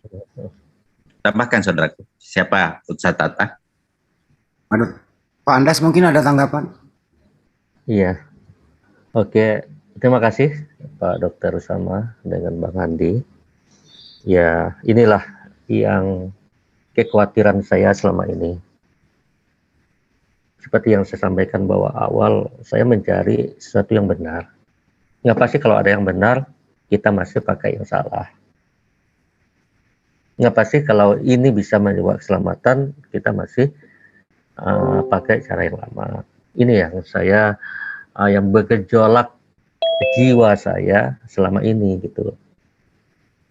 Jangan sampai saya ini meninggal dalam keadaan menganut sesuatu yang salah dan menyesal di akhirat nanti gitu.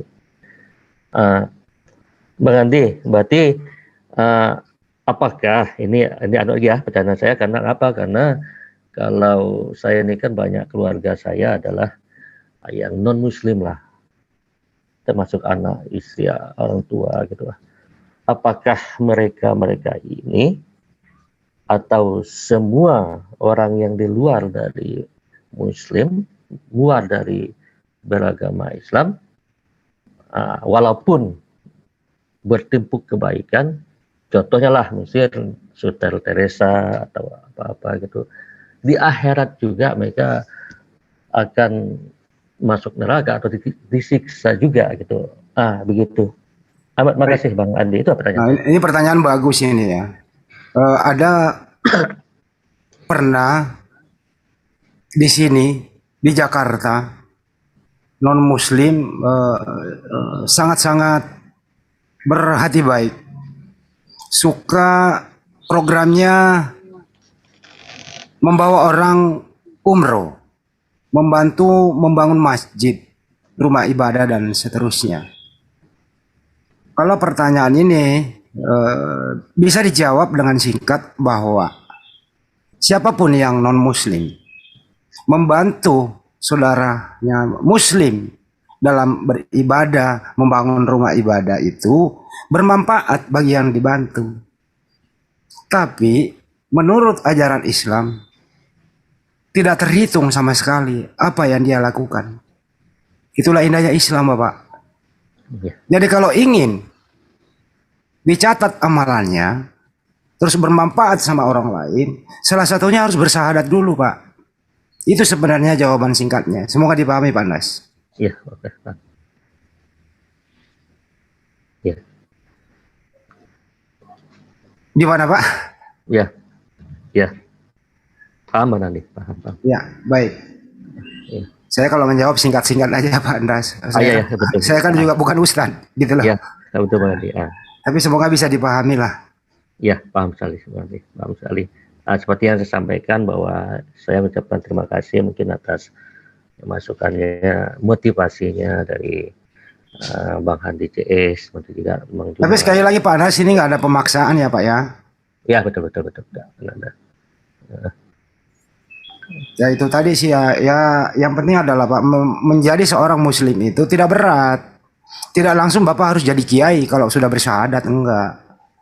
Mungkin Bapak udah paham dasarnya dulu. Yang penting rukun Islam, iman, bagaimana sholat, bagaimana membersih diri.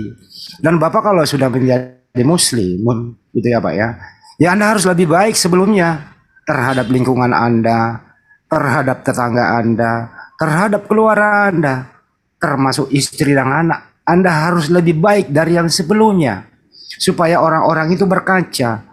Kok suami saya, kok bapak saya, kok om saya berubah lebih baik dari yang sebelumnya.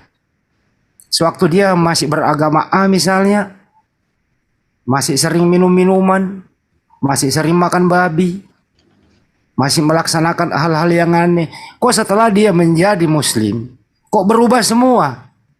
Padahal yang ditinggalkan itu adalah berguna sekali bagi kesehatan. Nah inilah indahnya Islam Bapak. Jadi jangan sampai setelah Anda nanti bersyahadat, Bapak eksklusif. Nggak bisa. Bapak harus menjadi contoh di tengah-tengah masyarakat. Kenapa? Karena sebagai seorang Muslim itu, dimanapun dia berada, nggak boleh eksklusif. Tapi dia harus tampil sebagaimana ajaran Islam. Sepanjang atau sederajat dengan ilmu. Jangan juga menjadi sombong dan angkuh, lebih ustadz daripada ustadz yang lain. Kira-kira begitu Pak Andas. Iya. Oke, ya Bang Andi, paham Bang Andi, betul. Ini yang saya juga nyampaikan tadi, bahwa terima kasih banyak atas motivasinya, atas informasinya, atas ilmu yang saya dapat. Jadi mengenai itu tadi, saya sudah sampaikan nanti Japri aja, bukan di sini ya. Saya itu akan pasti akan lambat laun akan saya lakukan. Karena selama ini pun sudah saya jalani Pak. Sebagian saya pun tidak minum, saya pun tidak makan babi, saya pun tidak melakukan lagi apa yang diharamkan oleh agama Islam ini. Karena saya tidak pernah minum, makan yang haram juga saya tidak saya lakukan. Nah itu mungkin Bang Andi dari saya. Oke, terima kasih Pak Andas. Nanti kita lanjut lagi. Sepertinya diskusi. Boleh tanya Bang. Sebentar saya tanya dulu Pak Andasnya. Pak Andas mau menerima pertanyaan dari yang lain? Dari non-Muslim. Dari non-Muslim. Iya, ini waktunya mungkin nggak ada kesorean. Pak Andas sebenarnya Pak Andas dalam keadaan juga kondisinya tidak stabil, dia lagi sakit. Itu loh, saya Bro juga Admin. batuk. Oh Ya, ya sudah. Mm-mm. ya batuk. Pak Andas dari Kristen apa dari apa gitu? Saya mau tanya itu aja sih. Silakan, silakan. Ya, saya dari Katolik. Waduh, duduk Katolik. Makanya ini saya tanya, kebetulan saya juga Katolik. Iya, saya juga sering dengar. Oh, admin, saya juga sering dengar. Iya. Ya kalau boleh sih ya ada barang 2 menit 3 menit lah Iya. ngobrol sedikit, nggak apa-apa ya. Nggak apa-apa, kita terbuka. Saya tidak pernah menutup diri dengan Iya. apapun, dari agama apapun, dari ajaran pun saya terima selama itu. Ya dengan cara bagus, dengan cara baik, dan cara sopan santun itu. Silakan. Iya.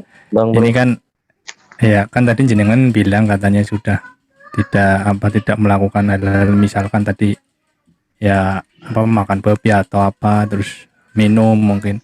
Kalau Ekaristi masih enggak? Ya, saya sejak COVID kemarin sampai sekarang saya tidak lagi. Enggak Ekaristi ya memang. Gereja pun saya tidak lagi saya. Berarti semenjak COVID sampai sekarang sudah enggak lagi ya? Karena ada keraguan-keraguan itu salah satunya. Itulah yang menyebabkan saya. Ngapa saya hadir di sini ya, itulah yang menjawab apa yang ada di dalam hati saya gitu. Mas Bro, silakan Mas Bro. Iya, enggak apa-apa. Saya cuma mau satu lagi pertanyaan, kan tadi katanya ada keraguan-keraguan ya. Kalau enggak salah saya dengar keraguan-keraguannya itu soal utusan apa gimana? Mungkin bisa dijelasin sedikit saja. Iya, ini kan dalam agama Kristen dan Katolik yang kan bahwa di dalam Bible juga disampaikan bahwa Yesus itu hanya utusan.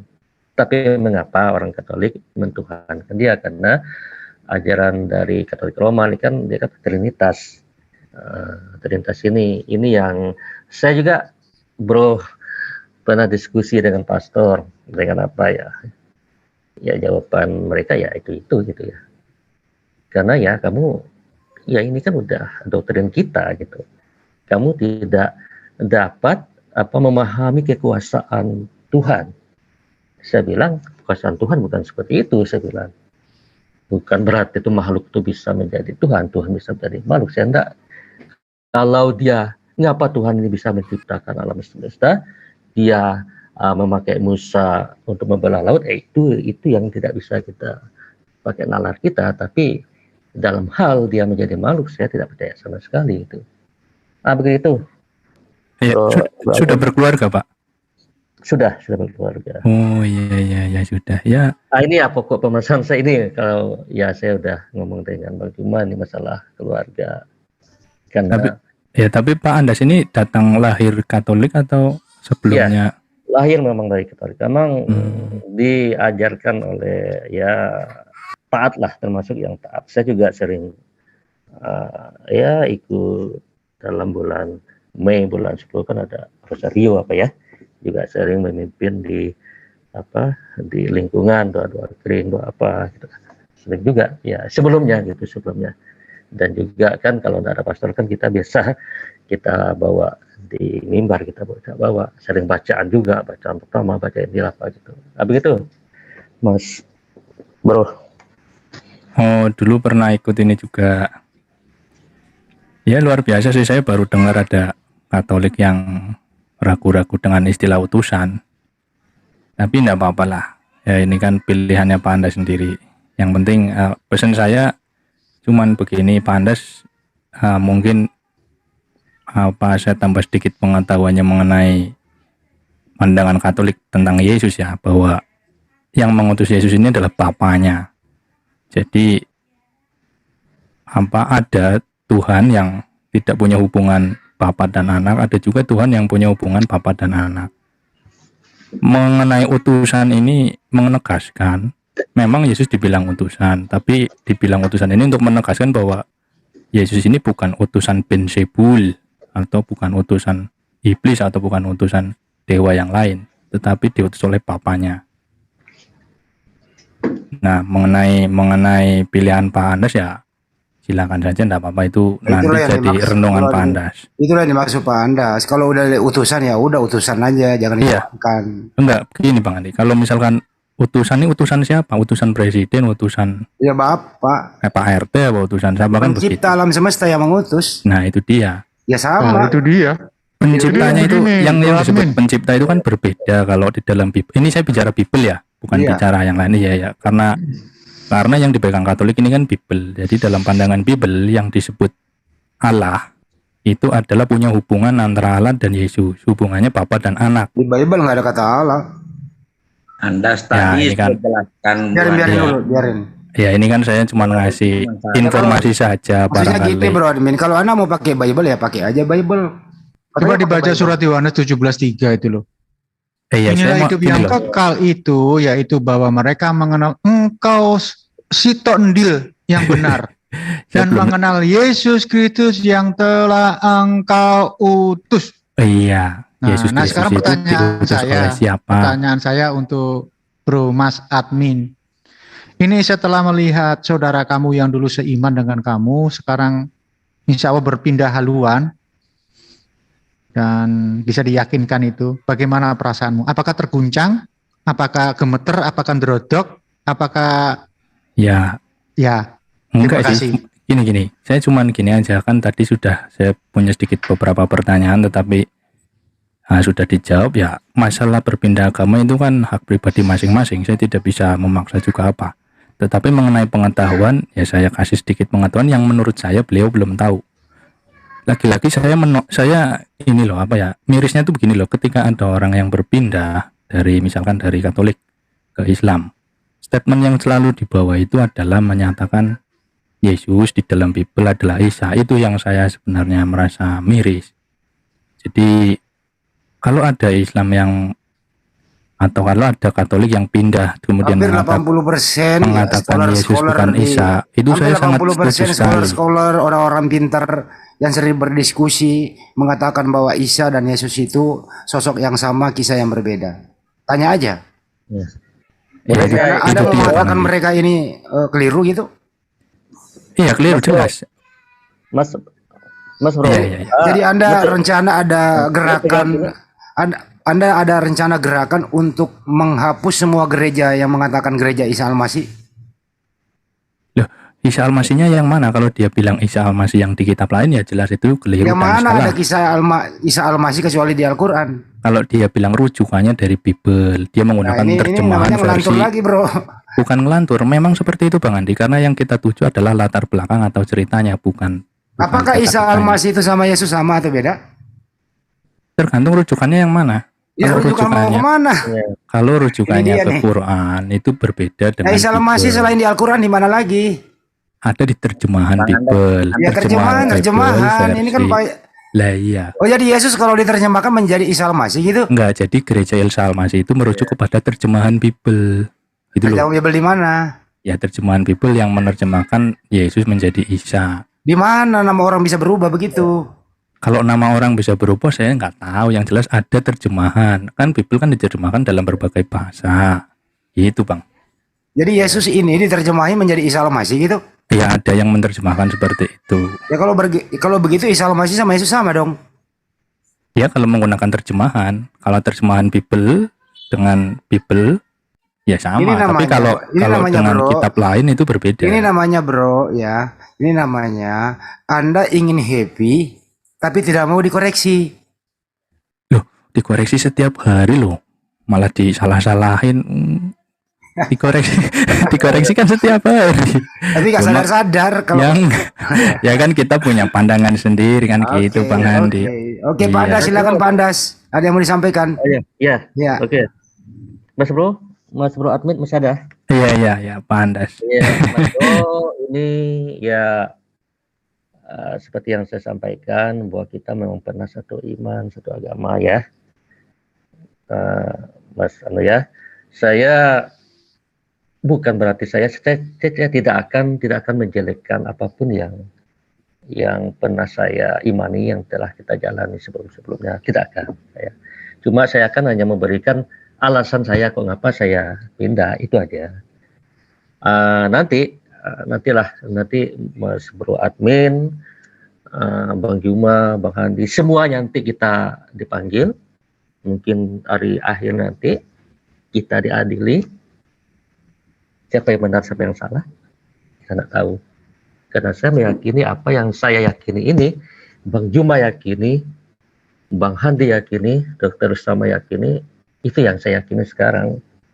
Karena setelah kita mati, kita tidak tahu, kita tidak akan ada lagi pertobatan, tidak ada lagi untuk menganut yang benar ini. Jadi biarkan aja, nanti mudah-mudahan kita bertemu di akhirat nanti, kita sama-sama diadili. Mungkin ini sebagai catatan kita di Lauh Mahfuz ya. Mohon maaf Bang Juma, Bang Andi kalau saya salah nyebut salah apa, yang direkam sebagai pertanggungjawaban kita kepada Yang Maha Kuasa, yang mencipta kita, yang mengutus kita. Kepada dialah ya nanti kita akan diminta pertanggungjawaban. Mungkin Mas Bro mengatakan bahwa benar, silakan aja kita uji nanti. Karena kita belum menghadap Yang Maha Kuasa. Kita masih berkelana di dunia, inilah kesempatan kita untuk mencari mana yang benar, mana yang salah. Kalau ini salah, ngapa kita ikuti? Kalau ini benar, ngapa tidak kita ikuti? Saya seperti itu. Saya orangnya terbuka pada siapa saja. Saya sampaikan kepada keluarga saya, ya inilah.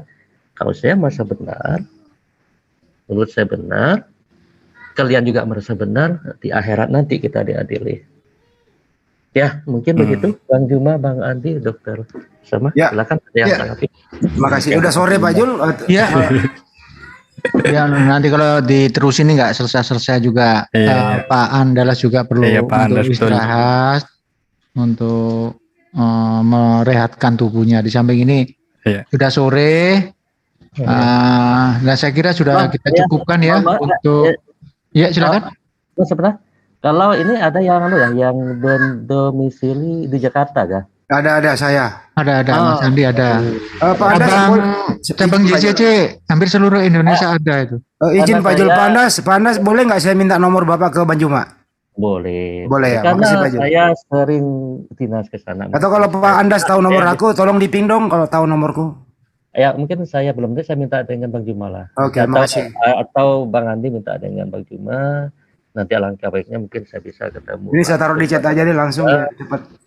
Iya, mungkin karena udah sore ini, mungkin lain kali kita sambungkan. Sekali lagi saya minta doakan ya, Bang. Ya Pak Andas.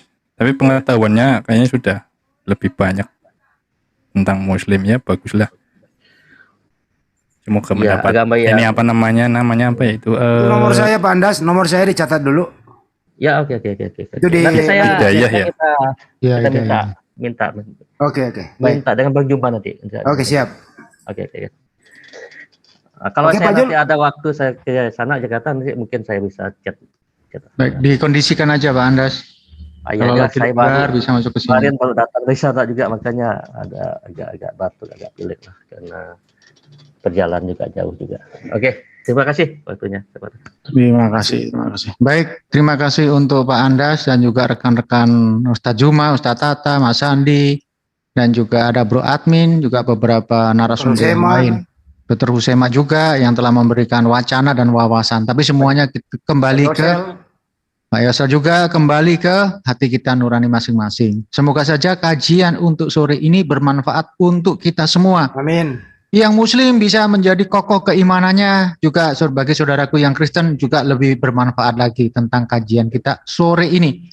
Demikian saya ucapkan terima kasih dan wabillahi taufiq wal hidayah. Assalamualaikum warahmatullahi wabarakatuh. Kita tutup. Waalaikumsalam warahmatullahi wabarakatuh. Sampai jumpa teman-teman.